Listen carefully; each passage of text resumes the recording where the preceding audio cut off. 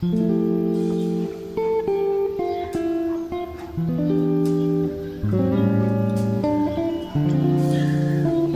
far now, my people?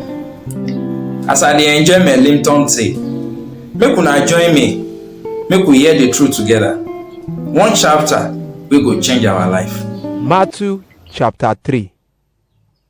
For that time, John the Baptist dey preach inside desert for Judea, say, make una turn from sin come meet God, because God kingdom don near. Na this John prophet Isaiah talk about, say, one person dey shout inside desert say, make una make God road straight. John wear cloth wey dem use camel hair make. He use leather belt tie waist, and na locust and honey for bush e dey chop.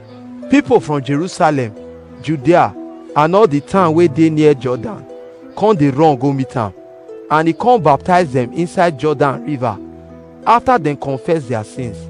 But when he see many Pharisee and Sadducee people dey come make he baptize them, he come tell them, una snake children, who warn una about God judgment wey dey come?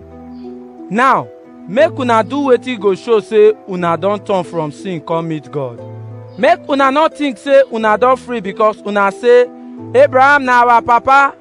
Make I tell una, God fit turn all these stones to Abraham children. Now sef, dem don put the axe for the tree bottom, and any tree wey no bear better fruit, dem go cut am throw inside fire.